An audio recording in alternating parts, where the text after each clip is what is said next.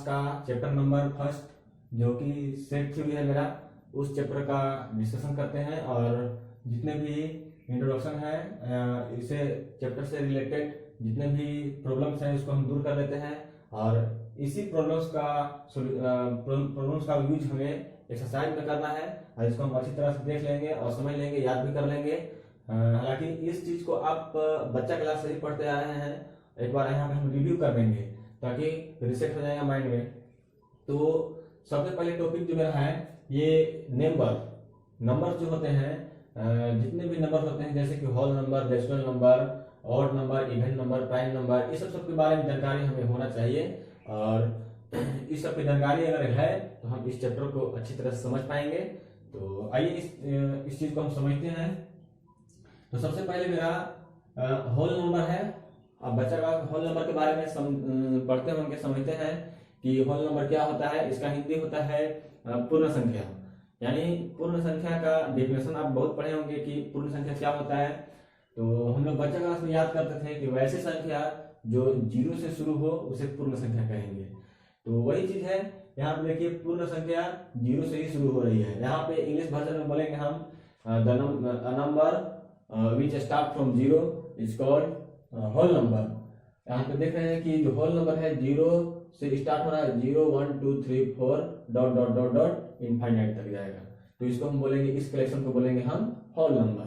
ठीक है। उसी प्रकार नेचुरल नंबर कहने का मतलब वैसी संख्या जो एक से शुरू हो, यानी गिनती की संख्या को हम नेचुरल नंबर बोलते हैं, प्राकृतिक संख्या बोलते हैं। तो यहाँ पे आप देख रहे हैं कि नेचुरल नंबर यानी प्राकृतिक संख्या एक से स्टार्ट हो रही है, 1 2 3 4 dot dot dot dot infinite तक जा रही है। तो नेचुरल नंबर मतलब समझ गए कि जो 1 से शुरू हो उसे नेचुरल नंबर बोलेंगे। अगला है ऑड नंबर्स कहने का मतलब विषम संख्या के बारे में बहुत पढ़ते थे कि वैसी संख्या जो 2 से पूरा पूरी नहीं कटे उसे विषम संख्या कहेंगे। तो इसका एग्जाम्पल, हमें इस एग्जाम्पल पर ध्यान देना है कि इसका एग्जाम्पल क्या होगा ऑड नंबर का, विषम संख्या का। तो हमको ऑड नंबर पता करना है कि 2 से नहीं कटने वाला। तो 1 3 5 7 डॉट डॉट इस प्रकार से आगे बढ़ेंगे तो इस कलेक्शन को हम बोलेंगे ऑड नंबर। और इस कलेक्शन को देख रहे हैं आप कि सभी संख्याएं 2 से विभाजित नहीं है, इसलिए हम इसको बोलेंगे ऑड नंबर। ठीक है। अब इवन नंबर की बात करें तो इवन नंबर वैसी संख्या जो 2 से पूरा पूरी कट जाए उसे इवन नंबर बोलते हैं। और इवन नंबर में आप देख रहे हैं कि सभी संख्याएं जो हैं 2 4 6 8 10 जो भी आगे होंगे सब 2 से कटने वाले होंगे। तो इस कलेक्शन को बोलेंगे हम इवन नंबर्स। ठीक है, समझ में आ गया। और नेक्स्ट है प्राइम नंबर्स, यानी इसका हिंदी होता है अभाज्य संख्या के बारे में भी पढ़े हैं पहले कि वैसी संख्या जो एक और स्वयं के अलावा किसी से नहीं कटे उसे अभाज्य संख्या कहेंगे। एक से कटे और जितना नंबर है उसी से कटे, इसके अलावा और किसी से नहीं कटे, तब उसको बोलेंगे हम प्राइम नंबर। जैसे कि आप देख रहे हैं दो कितना से कटेगा, एक से कटेगा और अपने आप से कटेगा, 2 ही से कटेगा, इसके अलावा कोई भी टर्म से नहीं कटेगा, कोई भी नंबर से नहीं कटेगा। तो इस नंबर को बोलेंगे हम प्राइम नंबर। उसी प्रकार आगे भी देख रहे हैं 3 5 7 11 जितने भी टर्म्स होंगे इस प्रकार से इस श्रेणी में, इस सब को बोलेंगे हम प्राइम नंबर, क्योंकि सभी संख्याएं एक और स्वयं के अलावा किसी से नहीं कटेगी, तब इसको बोलेंगे हम प्राइम नंबर।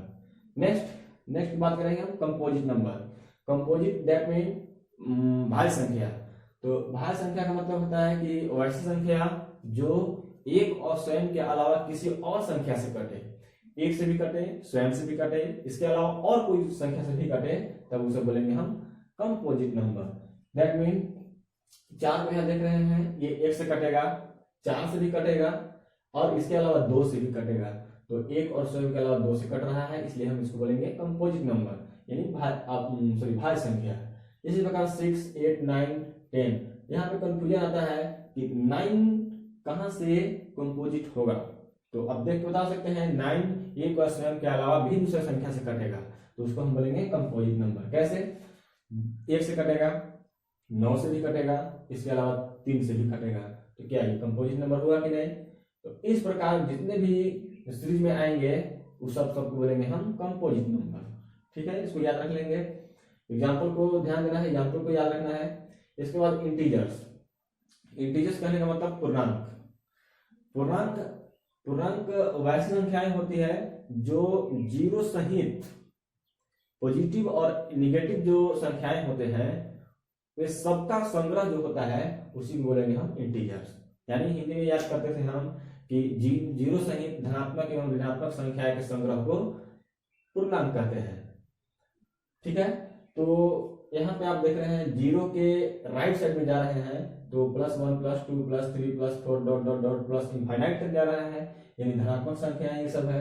अब प्लस के लेफ्ट साइड, जीरो के लेफ्ट साइड जा रहे हैं तो -1 -2 -3 -4 डॉट डॉट आगे बढ़ रही है।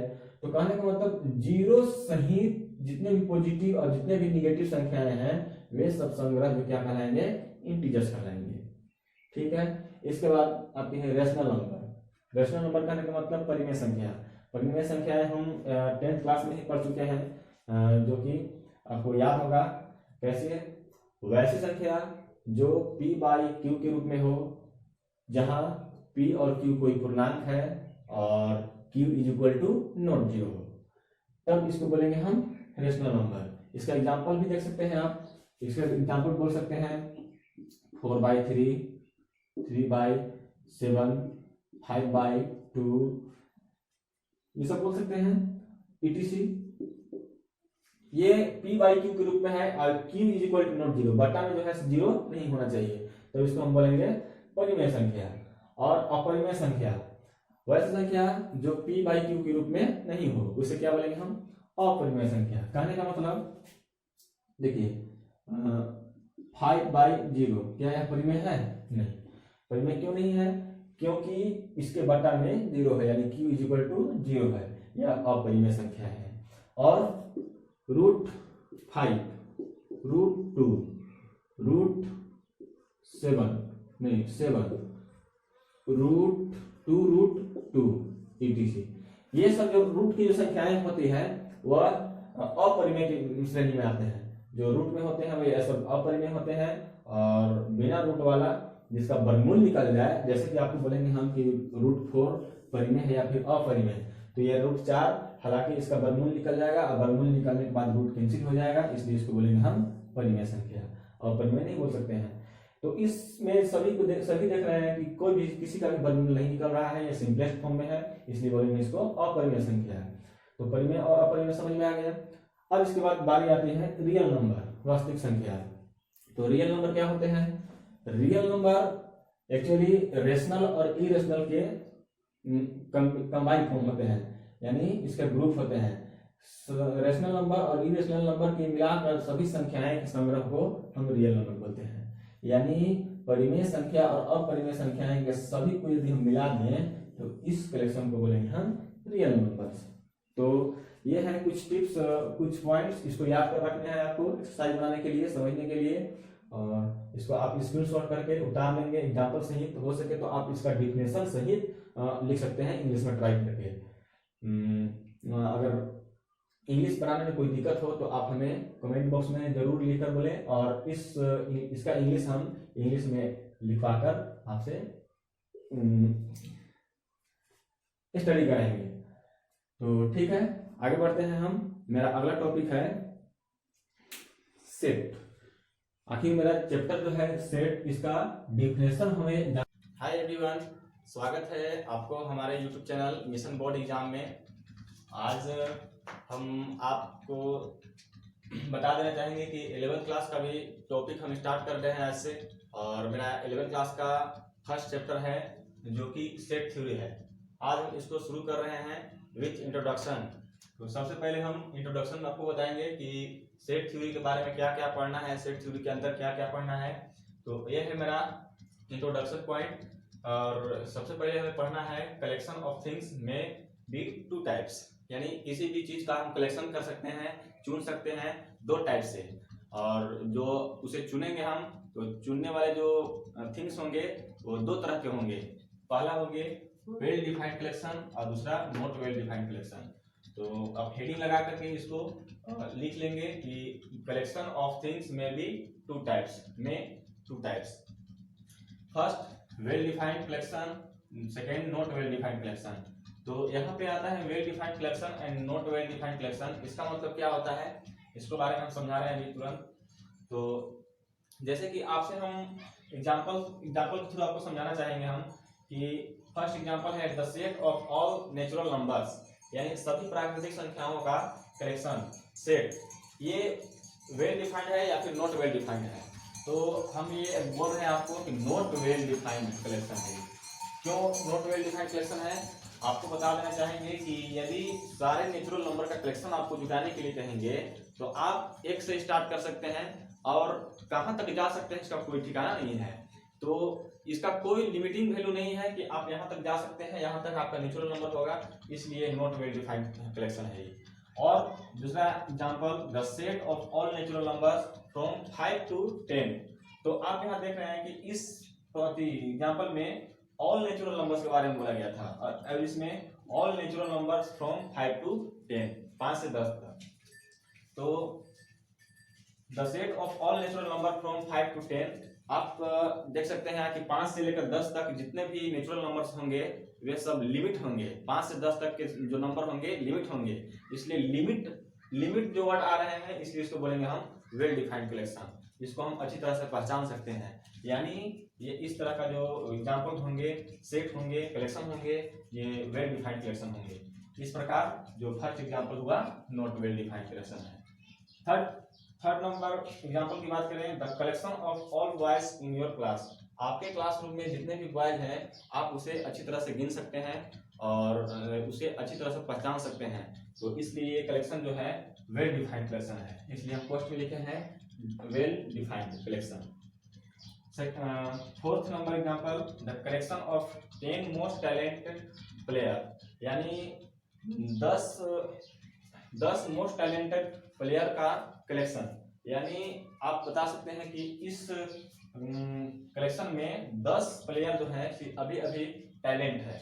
हो सकता है कि कुछ समय के बाद, कुछ दिन के बाद, कुछ वर्ष के बाद जो मोस्ट टैलेंटेड प्लेयर हैं ये चेंजिंग हो सकते हैं, आज ये तो कल वो, आज ये तो कल वो, यानी इसका कोई फिक्स टैलेंसिटी नहीं है कि आज है तो कल भी है, परसों भी है, सब दिन है, यानी ये अदल बदल होते रहेगा, इसलिए इस कलेक्शन को हम बोलेंगे नॉट वेल डिफाइंड कलेक्शन। ठीक है। और 5 last example the set of all even number. Even number कहने का मतलब वैसी संख्याएं जो 2 से पूरा पूरी कटे तो उसे बोलेंगे हम इवन नंबर। तो आप बता सकते हैं इवन नंबर कितने होते हैं? स्टार्टिंग तो 2 से होते हैं, 2 4 6 8 10 डॉट डॉट डॉट आगे करते जितना तक जाइए उतना तक जा सकते हैं। तो शुरू तो कर सकते हैं 2 से, लेकिन लास्ट कहाँ तक कर सकते हैं इसका कोई फिक्स वैल्यू नहीं है, लिमिट नहीं है, इसलिए लिमिट नहीं है, इसलिए इसको बोलेंगे हम नॉट वेल डिफाइंड। ठीक है। तो इस प्रकार आप समझ गए कि वेल डिफाइंड कलेक्शन कैसे होते हैं, नॉट वेल डिफाइंड कलेक्शन कैसे होते हैं।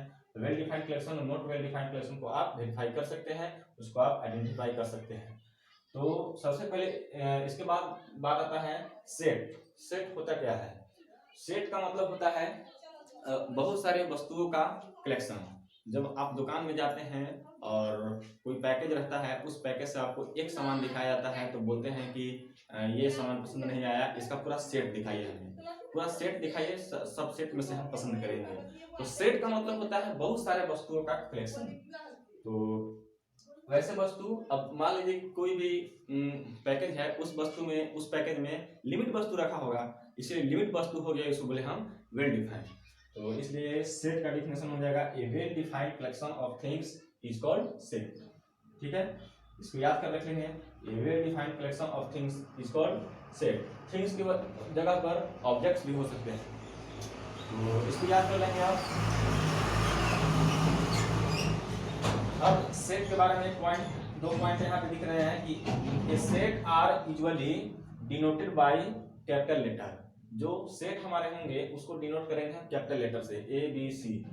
और दूसरी बात है the element of set is represented by small letter. अभी पता चल जाएगा कि सेट को कैसे डिनोट करेंगे, इसके एलिमेंट को कैसे डिनोट करेंगे, एलिमेंट क्या होता है सब पता चल जाएगा, थोड़ा सा वेट कीजिए। और इस टॉपिक के बाद आता है रिप्रेजेंटेशन ऑफ सेट। सेट का रिप्रेजेंट करने का तरीका, कैसे उसको रिप्रेजेंट करते हैं। तो आपको बता देना चाहेंगे कि सेट को हम 2 तरह से रिप्रेजेंट कर सकते हैं। The set is represented in 2 forms. First roster form, यानी इसको एक और नाम दिया गया है टेबुलर फॉर्म, और दूसरा फॉर्म है सेट बिल्डर फॉर्म। तो इस दो फॉर्म में हम सेट को रिप्रेजेंट कर सकते हैं। और इसके बाद हम ये इन दोनों रिप्रेजेंटेशन के बारे में डिटेल्स आपको बताना चाहेंगे विथ डिफिनेशन। तो आप इसको आप स्क्रीनशॉट लेकर के इसको लिख लेंगे, नोट कर लेंगे और इसको याद कर लेंगे। ठीक है, आगे बढ़ते हैं। तो सेट को रिप्रेजेंट करने का दो तरीका है। अब हम दोनों रिप्रेजेंटेशन के बारे में डिटेल रूप से पढ़ेंगे, किस तरह से रिप्रेजेंट करना है। तो सबसे पहला हेडिंग लगाया है रोस्टर फॉर्म। अब इसको समझते हैं कि रोस्टर फॉर्म क्या होता है। In the roster form all the elements of set are listed. सभी एलिमेंट को लिखा जाता है। The elements are being separated by comma. जो एलिमेंट्स होते हैं सेट का उसको कोमा से सेपरेट किया जाता है। And enclosed with in the braces, यानी जो कोमा से सेपरेट करने के बाद जो बनते हैं उसको हम दोनों साइड से ब्रेसेस करने के मतलब ब्रैकेट्स के द्वारा हम इसको इनक्लोज करते हैं मिडिल ब्रैकेट से। तो ये हुआ डिफिनेशन। तो रोस्टर फॉर्म में कोई भी सेट है उसको हम कोमा में सेपरेट करेंगे और कोमा में सेपरेट करने के बाद ब्रैकेट से हम उसको बंद कर देंगे। तो यही है मेरा रोस्टर फॉर्म। अब देखिए रोस्टर फॉर्म में डिनोट कैसे करेंगे। एक एग्जांपल लिए हैं, the set of all natural number from 5 to 10।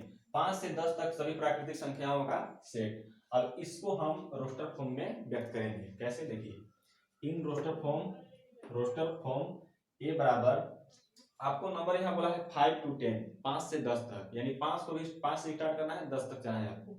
तो 5 जो भी एलिमेंट्स होंगे, जो यहाँ लैंग्वेज में कहा है, जो भी एलिमेंट्स होंगे उस एलिमेंट को हम सारे एलिमेंट को कोमा में करके लिख देंगे और ब्रैकेट के साथ इनक्लोज कर देंगे। तो 5 से 10 बोला है, इसलिए 5, 6, 7, 8, 9, 10 ये सब सारे एलिमेंट हैं जो हम बोला है। इसको लिख कर कोमा में करके देखिए कोमा बाय कोमा यहाँ पे सेपरेट किए हैं और इसको इनक्लोज किए हैं। तो ये है रिप्रेजेंटेशन रोस्टर फॉर्म का। इस तरह से रिप्रेजेंट करना है। ठीक है, तो रोस्टर फॉर्म कोमा में सेपरेट किया जाता है, इनक्लोज किया जाता है इसे। अब दूसरी बात है सेट बिल्डर फॉर्म। तो सेट बिल्डर फॉर्म क्या होता है, इसका जस्ट उल्टा। यहाँ पे जो लैंग्वेज फॉर्म में दिया है, लैंग्वेज फॉर्म को हम यहाँ पे कोमा में करके लिखे हैं और सेट बिल्डर फॉर्म में इसका जस्ट अपोजिट करना है। आपको कोमा फॉर्म में दिया रहेगा, आपको लैंग्वेज फॉर्म में आपको लिखना रहेगा। तो बस थोड़ा सा देख लेते हैं इसको डिफिनेशन।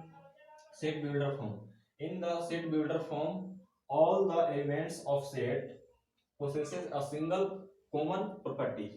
जो सेट बिल्डर फॉर्म में जो होता है, सभी एलिमेंट्स सेट का जो सभी एलिमेंट है एक सिंगल कॉमन प्रॉपर्टी रखता है। जो आपको क्या बोलते हैं, कोमा वगैरह का जो एलिमेंट दिया है उस एलिमेंट को एक लैंग्वेज के द्वारा डिनोट किया जाता है, उसको बोलेंगे हम कॉमन प्रॉपर्टीज।